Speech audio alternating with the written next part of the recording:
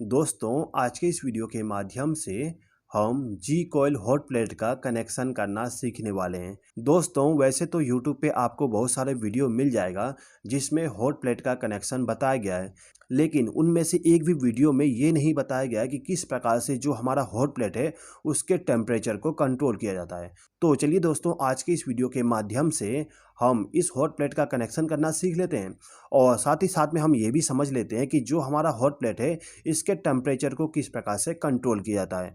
तो दोस्तों ये जो हमारा हॉट प्लेट है, इस हॉट प्लेट में एक एलिमेंट लगा होता है, ये हमारा एलिमेंट है। इस एलिमेंट को जब आप देखोगे तो इसमें आपको दो कॉइल मिल जाएगा। इन दोनों कॉइल का इस्तेमाल करके हम इस एलिमेंट को 3 टेम्परेचर पे ऑपरेट करा सकते हैं। अब यहाँ पे जो हमारा टेम्परेचर होगा उसको कंट्रोल करने के लिए आपको यहाँ पे सेलेक्टर स्विच का इस्तेमाल करना पड़ता है। ये हमारा सेलेक्टर स्विच हो गया, ठीक है। इस सेलेक्टर स्विच को जब आप देखोगे तो इसमें आपको टोटल 4 पोजीशन मिल जाएगा। इसमें से 3 पोजीशन टेम्परेचर के लिए और 1 पोजीशन ऑफ के लिए, ठीक है। अब यहाँ पे जो हमारा एलिमेंट है इसको पावर सप्लाई देने के लिए आपको एक केबल का भी इस्तेमाल करना पड़ता है। तो जो हमारा हॉट प्लेट होता है इसमें केवल 3 कंपोनेंट लगे होते हैं, ठीक है।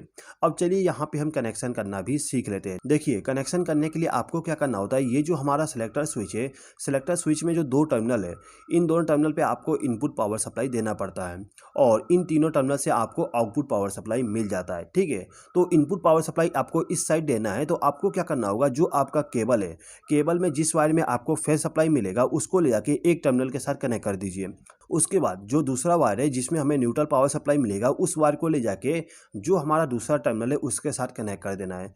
अब इसके बाद में ये जो हमारा केबल होता है, केबल में जो ग्रीन वायर होती है, ग्रीन वायर को ले जाके हमारा जो हॉट प्लेट होता है उसकी बॉडी के साथ कनेक्ट करना होता है। तो यहाँ पर हमने इस वायर को ले जाके जो हमारा हॉट प्लेट है उसके बॉडी के साथ में कनेक्ट कर दिए, ठीक है। अब इसके बाद में जो कनेक्शन किया जाएगा उसको आप ध्यान से देखिएगा, क्योंकि यदि आप यहाँ पे कनेक्शन गलत कर दोगे तो उस कंडीशन में शॉर्ट सर्किट हो सकता है। तो यहाँ पे आपको क्या करना होता है, ये जो ऊपर वाला टर्मिनल है, ऊपर वाला टर्मिनल का मतलब ये जो हमारा रोटरी स्विच है, इस स्विच के साइड में जो टर्मिनल होगा उस टर्मिनल से एक वायर को कनेक्ट करना है और इस वायर को ले जाके जो हमारा हॉट प्लेट है उसका जो कॉमन वाला टर्मिनल होता है उसके साथ कनेक्ट कर देना होता है। कॉमन का मतलब आप एक बार समझ लीजिए। देखिए यहाँ पे आप देख सकते हो हमारा 2 कॉइल आपस में एक जगह कनेक्ट हो गया है, इसको हम कहेंगे कॉमन टर्मिनल, ठीक है। तो हमें क्या करना है, जो हमारा रोटरी स्विच है इसका जो ऊपर वाला टर्मिनल है इसको ले जाके कॉमन वाले टर्मिनल के साथ कनेक्ट कर देना है। उसके बाद ये जो सेंटर वाला टर्मिनल है इसमें से एक वायर को कनेक्ट करिए और इसको ले जाके सेंटर वाले कॉइल के साथ में कनेक्ट कर दीजिएगा, ठीक है।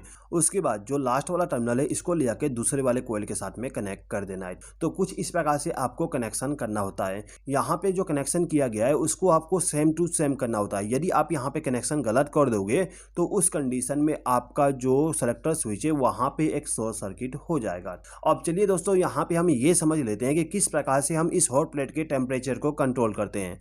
तो जो हमारा सेलेक्टर स्विच था उसका सिंबल मैंने यहाँ पे बना दिया हूँ और ये हमारा हॉट प्लेट है, ठीक है। कनेक्शन सेम किया गया है, जो हमारा हॉट प्लेट है उसके एक एक सिरे को लाके यहाँ पे कनेक्ट किया गया है और इन दोनों कॉइल के एक सिरे को आपस में जोड़ के उस वायर को लाके यहाँ पे कनेक्ट कर दिया गया है, ठीक है।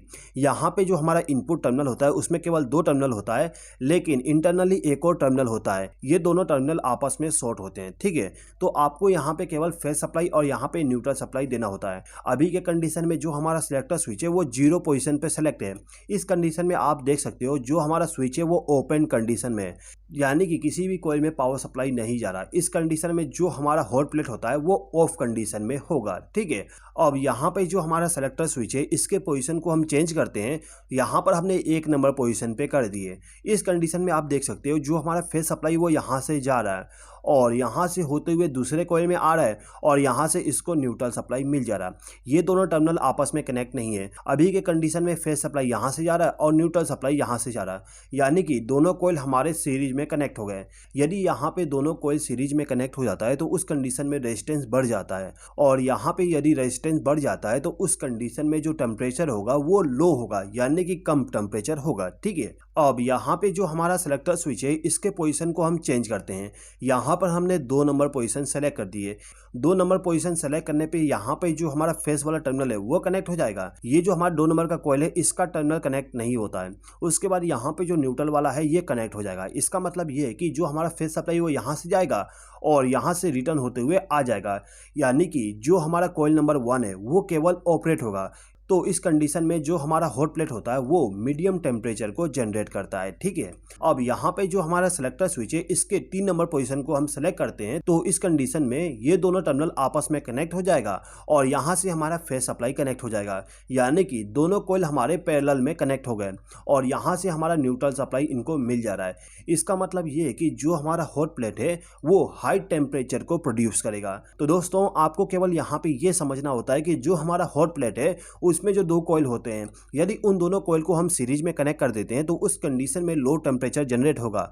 यदि हम केवल एक कॉइल को पावर सप्लाई दें तो उस कंडीशन में मीडियम टेम्परेचर जनरेट होगा और यदि हम दोनों कॉइल को पैरेलल में कनेक्ट कर दें तो उस कंडीशन में हाई टेम्परेचर जनरेट होता है। दोस्तों यदि आप मिक्सर ग्राइंडर का रिपेयरिंग और वायरिंग करना सीखना चाहते हो तो उसके लिए राइट वाले वीडियो को देख लीजिए। उस वीडियो को देखने के बाद आप खुद मिक्सर ग्राइंडर का रिपेयरिंग कर लोगे। इस वीडियो को देखने के लिए धन्यवाद।